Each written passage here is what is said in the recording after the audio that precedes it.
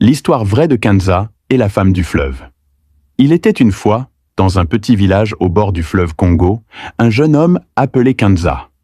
Orphelin de père, il avait grandi en travaillant dur comme pêcheur pour nourrir sa mère et ses deux jeunes sœurs. Kanza était courageux, mais aussi rêveur. Il aimait passer des heures, après ses journées de pêche, à contempler le fleuve dont les eaux puissantes semblaient murmurer des secrets. Une nuit de pleine lune, alors qu'il ramenait son filet presque vide, il aperçut une silhouette immobile près de l'eau. C'était une femme d'une beauté surnaturelle. Sa peau brillait comme l'écume du fleuve. Ses yeux étincelaient comme des étoiles, et elle portait un long pagne blanc qui semblait flotter sans se mouiller.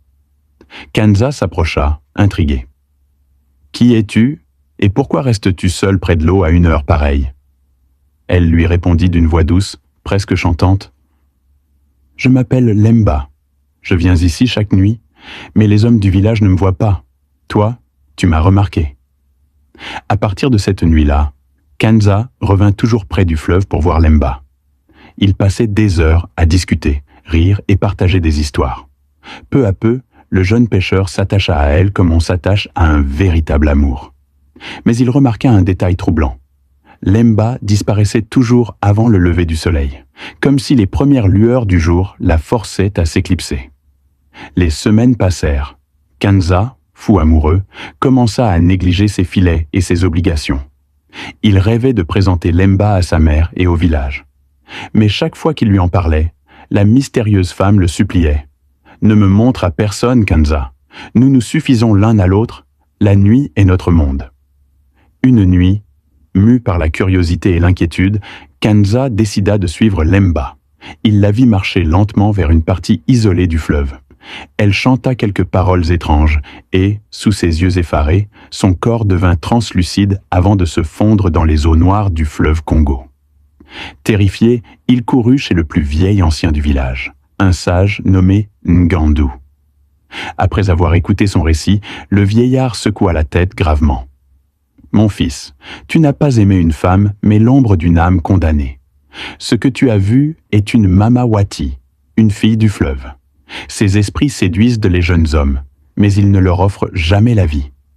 Si tu n'avais pas été vigilant, elle aurait emporté ton âme dans les profondeurs. » Retourna au fleuve la nuit suivante, plus par besoin de vérité que par courage. Lemba l'attendait, le sourire triste.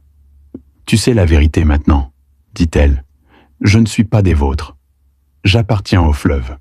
Si je reste trop longtemps avec toi, je t'entraînerai vers mon monde. » Les larmes aux yeux, Kanza lui prit la main, mais il ne sentit qu'une fraîcheur glaciale. Alors, il fit un pas en arrière et dit « Lemba, je t'ai aimé sincèrement, mais je choisis la vie. Ma mère et mes sœurs ont besoin de moi. » Un souffle de vent parcourut la surface de l'eau. Lemba sourit une dernière fois avant de disparaître à jamais dans les profondeurs. Kanza resta seul, le cœur lourd mais soulagé d'avoir échappé au piège. Au village, on raconte encore cette histoire comme un avertissement. Les anciens disent « Tout ce qui brille dans la nuit n'appartient pas toujours aux vivants. Les désirs rapides et mystérieux peuvent cacher des dangers invisibles. Le véritable amour appartient à la lumière du jour, car il se construit sur la vérité et la vie. »